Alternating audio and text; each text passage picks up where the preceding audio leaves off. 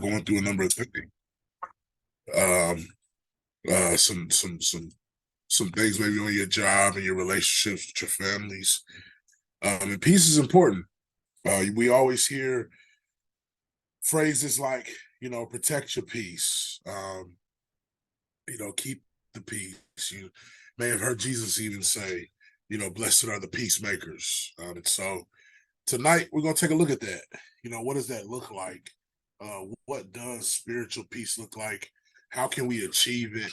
How often do we need to lean on God for peace? And so tonight I just want to take some time and spend some time just talking about spiritual peace as it pertains to our ability to stay focused. Because many of us are going through a number of things right now. And it's important that we understand where our peace comes from. Because oftentimes I think we forget. I know I forget. And so when we look at life has an interesting way of spiraling. And at the top of here, I got a little diagram.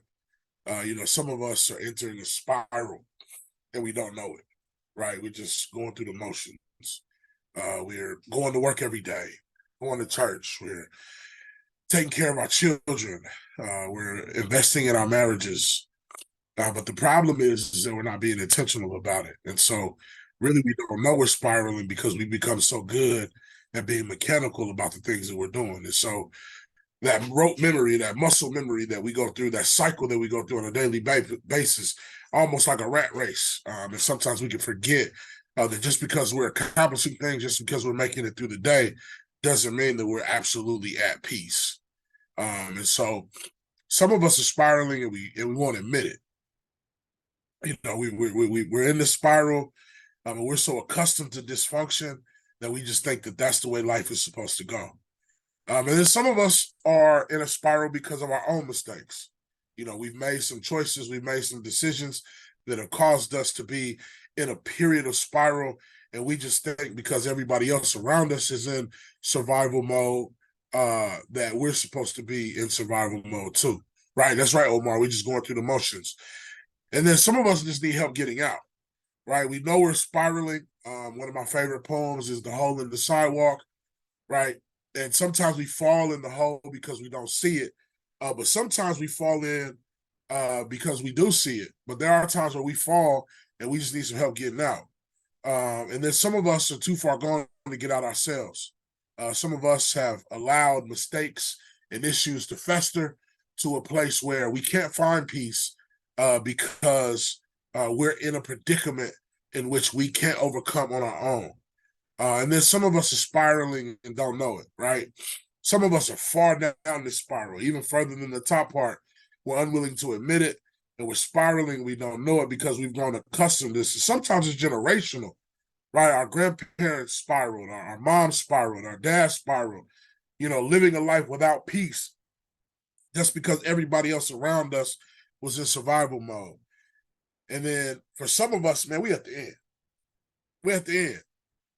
We may not want to admit it, but the way life is working on us right now, one more false move and it could be a wrap. And I know that can sound harsh, but that's just what it is. Sometimes we're just in a place or a period where, life don't have no more handouts. Life doesn't have any more mess ups. Life doesn't have any more grace. Some of us are at the end of our rope and we need to fix it right now. But the great thing about all of this is the fact that no matter where you are in the spiral, is that God has a plan of peace for you. So I wanted to start before I get into the scripture. I want to talk about peace in pop culture, right? Because if you've ever been on the phone with somebody or if you've been on the phone with me, I might not say bye, but I say peace, right? And peace in our society has taken on many pop culture terms or forms, right? The peace symbol, and this was news to me, but the peace symbol actually came to commercial prominence during an anti-war movement in the 60s and the 70s. And so I got a little picture over here. The peace sign was designed for Direct Action Committee Against Nuclear War in the late 1950s by British artist Gerald Hodum. And so the peace sign designed for flags, the letters that circle this, and then also the symbol was used during a march in April 4th, 1958. So that ND equals 4, and then 9 equals completion. And so they came together with this picture. And so during the 1960s, we saw this peace movement, right?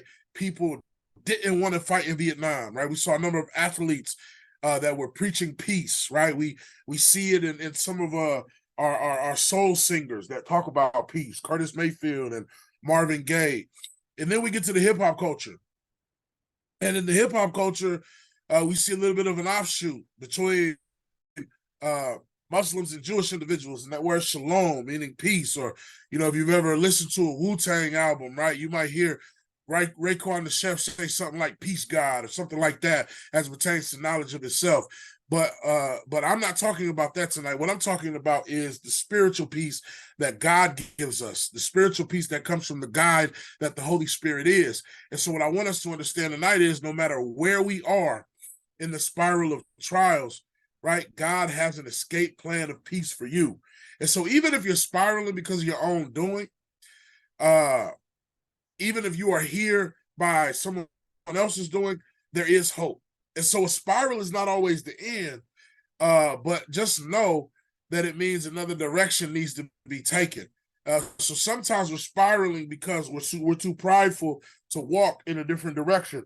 And so even in the midst of a spiral, what God does is he has the power to bring about peace in any storm. We're familiar with the story. Jesus is asleep and he's on this boat, and the wind is moving, and the waves are crashing. And he asked them a question about their faith. And it's interesting that he asked him that question because a lot of times in the midst of the storm, we forget who controls everything in the first place. And so God still has the power to bring about peace in any storm or any predicament. So I want to look at a couple of texts, and I want to deal with the middle of this. But at the beginning of John chapter 14, we see something very interesting where Jesus says, do not let your heart be troubled. You believe in God, believe also in me. And so we have to look at this chronologically to see how Jesus gets to this place. Because if you're familiar with the story, you go back to chapter 13, you see something really peculiar. You see this issue in which Jesus brings up the fact that not only is someone going to betray him, but he's also going to be denied by somebody who was very upfront about his belief in Jesus, even to the point where it caused him a lot of turmoil because he was foolishly in a place where he felt like he couldn't crumble. And I want you to understand today, man, you might be on top of the world. You might be doing great things, but understand, none of us are too great to fall. None of us are too great to make mistakes. But even in the midst of the mistake, even when it's been forecasted, right? Don't let your heart be troubled. So this message wasn't just for those who would stay 10 toes down. This message was also for the individuals who were going to make mistakes. This message was also for the individuals who were going to mess up. This message was also for the individuals who weren't going to make the best decisions. And so that message is for us today, right? You may be hanging in the balance of a decision right now. You might be on your way to make a decision that's going to ruin your life, right? But understand that even in the midst of your life being ruined, it's not ruined if God is still around. It could be altered. Life might change, but it doesn't mean that it is forever tarnished, because as long as we have God to depend on, he can make a beautiful picture out of the messiest situation. And so I want us to understand that life essentially, I remember one time hearing Brother Barclay preach this sermon, and he said that one snapshot doesn't depict the entire panoramic picture. And so we have to be careful with our stories in life that we don't fall victim to a snapshot, that we don't allow our life to be governed by a snapshot, when God has this panorama of beauty, this panorama of triumph, this panorama of love that we can experience if we just believe in him. And so we'll get to verse 27, but I want us to understand the circumstance. So Jesus prophesies about betrayal and denial. And so anybody who has friends or family, or anybody that just lives for a little bit, I want you to understand you never want to be on the wrong side of betrayal and denial. But this brought about a sense of confusion because it seemed like the disciples was locked in, right? So they asked questions like, who is it? Who's going to betray you? Who's going to deny you? Right? And so it brought about this sense of confusion, and anywhere that there's confusion, there's never peace. And so that's why Jesus starts this conversation out in John chapter 14 with the simple sentence, do not let your heart be troubled. What he's telling us is this: the amount of trouble or the amount of irritation that we allow our heart to experience oftentimes is a depictor of what we allow in the midst of the storm, how we react in the midst of the storm. Nonetheless, even those who didn't betray or deny still ended up allowing fear to put them in a place of hiding, right? Ask Benny to download it for you.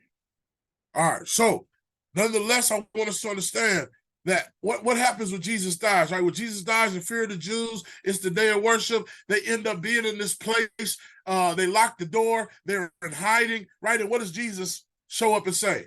Man, peace, peace, right? You might be blatantly denying or betraying, but I want you to understand or ask yourself the question, what position has fear put you in this evening?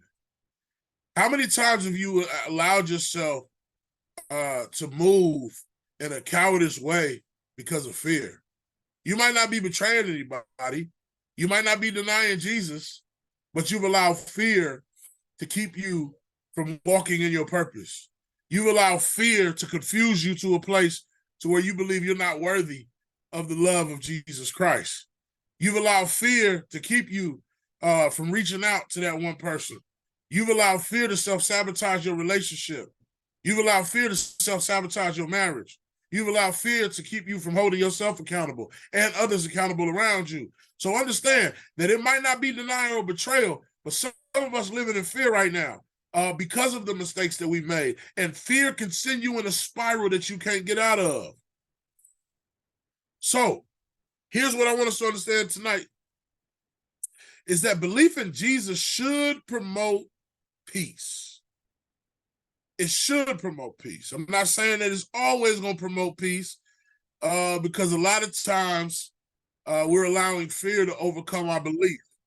But what I do know about Jesus is a forerunner, right? He shows up to the problem and clears the way to make our path less stressful. It's kind of like something that I do, and I imagine every other man with a family or even just a brother that's just a protector, or even a woman that just might be protecting her family, right? I'm always going to walk in the house first. When we've been gone for a little bit, I'm walking in first. Why? Because I don't know what's on the other side of that door.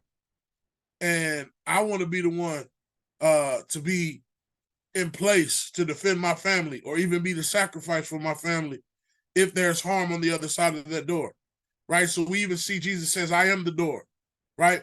We see that Jesus is the defender of sheep. We see that Jesus puts himself in harm's way so the sheep don't have to face the harm, right? But Jesus' ability to return, right, and come and get those that belong to him should promote peace, right? The fact that one day Jesus is coming back. One day Jesus is going to gather all of those up that belong to him. So no matter how many trials and tribulations this world throws at you, no matter how many people Satan gets into to betray you, understand Jesus is always going to come back and make sure you're at peace. So regardless of how long the problem persists, the peace of deliverance is far greater than the shackle of trials. Even if that situation of confusion lasts a lifetime, it's nothing in comparison to the peace that comes from eternal communion with Jesus Christ. So one of the things that we have to do is we have to let it be and let it go, right? The longer we hold on to something, the harder it gets for us to move on, right? So whatever you holding on to, that's in the way of your peace, right? You want peace, right? But a lot of us, we struggle with wanting peace because we value closure and understanding above peace. Man, you ain't gonna get closure for every relationship. You're not gonna figure out why this person betrayed you. You're not gonna figure out why this person walked out of your life. You're not gonna figure out why your parents' marriage ain't work out.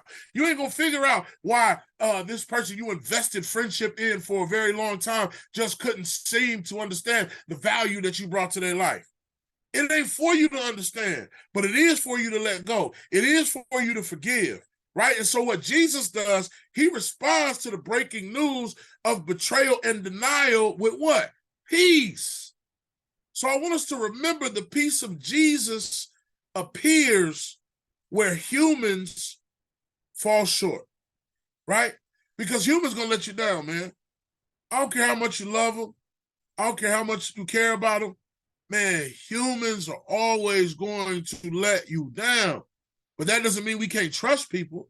It just means that our trust in humans can't be greater than our trust in God, because that's never going to bring us peace. But here's the thing. I want you to understand something.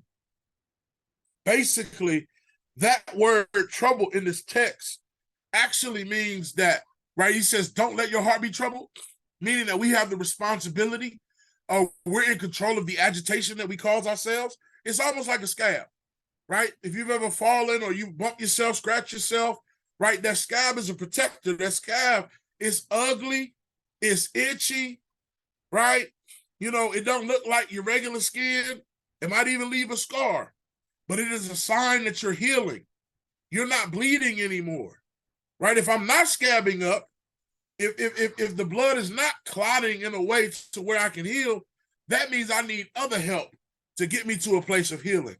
But if I'm at a place where that scab, that's a protection. But many of us, we treat that situation like that scab and we pick at it and we pick at it and we wonder why we're not healing, because we keep agitating the situation. We keep adding to it, trying to figure out why, trying to figure out who, trying to figure out where, when God might have a whole better blessing of peace on the other side. So, man, here's the question I want to ask. Like, why do we pick at things we were never equipped to handle on our own in the first place? Because a lot of times we don't like what that healing look like. That's the issue. It's not that we don't want to heal. It's that we don't like the healing process. Right? The healing process is constricting. Like if you've ever broken a bone, right? You gotta wear casts for a little bit, right? You know, you can't, you know, your mobility ain't the same, right? Even when that cast moves, when you get it removed, right? That portion of your body is smaller. It ain't been worked like it was. It don't have the same strength like it used to have, right? And so a lot of times we picking that stuff that we were never intended to control in the first place. So when he says, don't let your heart be troubled, what he's saying is, man, stop agitating the situation. I got it. I got it. Move around, right? It reminded me of, you know, when my grandmother, you know, she be cooking, man, and we be at the house. And it seemed like grandma be in there struggling sometimes, man. She be groaning and moaning, and you know, she might drop something, right? But when you go in there to help her, really, she could use the help, but she also knows that you may add further agitation to what she's trying to do, because you're not gonna do it like grandma. So what she tell you to do? Hey, go in there and sit down. I got it. Right? You may have to sit there and wait. Right? You might be hungry, but you might mess things further up if you go in there and try to help and do something that you don't have experience doing. So what is peace? Right? He says, because peace be unto you. Peace I give to you. Right? Not like the world gives, right? But I want us to understand that peace is unconditional. God can provide peace to any situation. But I want us to know that experiencing peace is conditional, because we have to be in a position of surrender to experience peace, right? So you got to check your position right now, because a lot of times we're not in a position of surrendering, and then we wonder why life is still confusing. And so what we see in life is that the peace of the world is only temporary comfort, right? The peace of the world is only temporary comfort. See, God's peace is permanent because God always keeps his word, and he has the power to heal any situation. But peace of the world is based solely on prosperity, right? The world sees peace through having a prosperous life, right? I don't want to work for anybody. I don't want to punch a clock. I just want to do what I want to do, right? The world promotes that to be peace.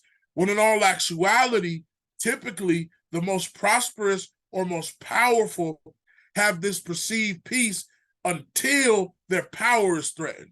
It's similar to war, right? Man, we're not in a period of war. Things is good. Economy is booming. You're going to see all these people get on CNN or Fox News or HNN or BBC or whatever news medium you watch, right? You're going to see people coming, we're in a place of peace, right? America is a prosperous country. But as soon as somebody challenges that peace, it's no longer peaceful, right? So when struggle comes and survival is amongst us, conflict erupts and disturbs the peace, right? You see it in your neighborhoods, right? People playing the music too loud. Cops write you a ticket for what? Disturbing the peace, right? Because you're doing something that is interrupting the expected living condition of those around you, right? And so we have to be mindful of the fact that earthly peace is subjective. Earthly peace is based on material things. Earthly peace is based on the condition in which you live, when in all actuality, the peace of God can reach his hand in any situation. The peace of God can be in the worst part of the city. Meanwhile, the most confusion could be at the mountaintop. So you got to be very careful of how you define peace. And so I'm reminded of what the prophet Micah says. In this text, he says, as for the prophets who lead my people astray, if one feeds them, they proclaim peace, right? This is when we look at it through the worldly perspective. If he does not, they prepare to wage war against him. Understand, your peace is never in the hands of other individuals. Your peace is never in the hands of people who never were intended to control it in the first place, right? Don't allow your peace to turn into codependence. Don't allow the peace of your marriage to be in a place that says, well, as long as she's nice to me, I'm cool, right? Don't allow your peace to be through the eyes of some adage that God never spoke to us. Man, understand that love is about sacrifice. Man, peace is about sacrifice. Sometimes the stuff that you really don't want to do might bring about the most peace in your life, right?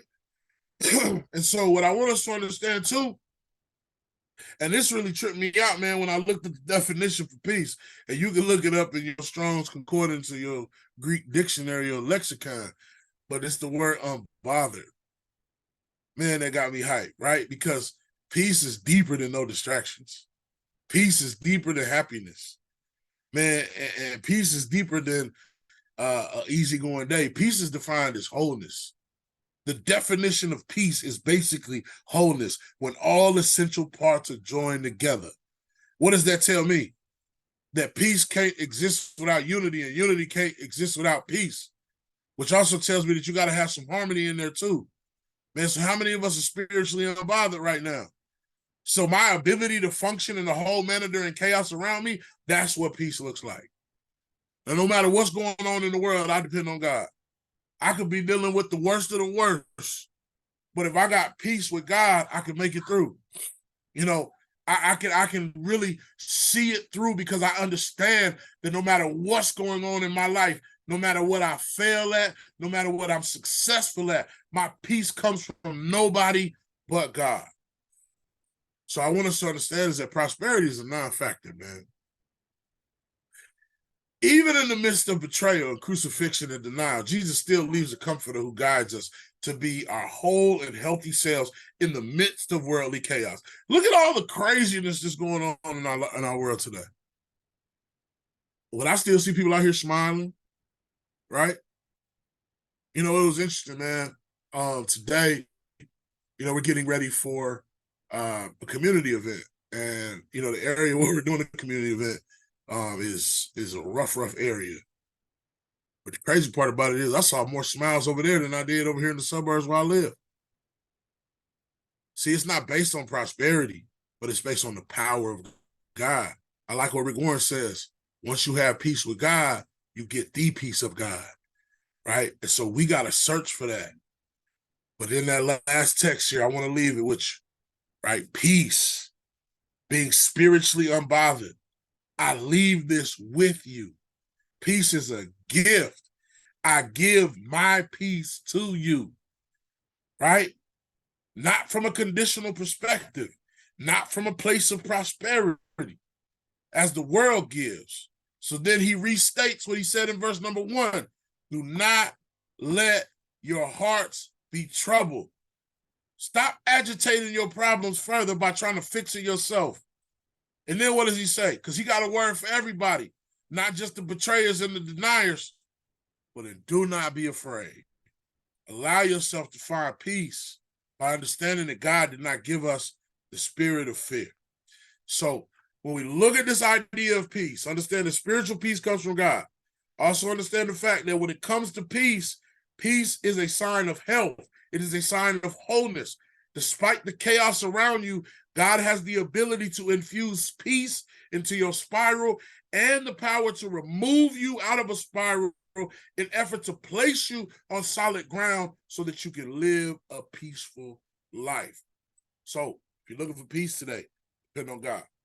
If you're seeking peace, understand that it can only be given to you by Jesus, right? So depend on him, depend on the Holy Spirit, depend on the word of God. Find peace in that way. Peace does not come from prospering. Peace comes from depending on the right source, right? The only place we can get peace is from God. So that's my lesson. I hope it's been encouraging. I hope that you found it to be beneficial. All glory and honor due unto God. And at this time, we'll open it up for some comments, questions, and any encouraging words that you may have.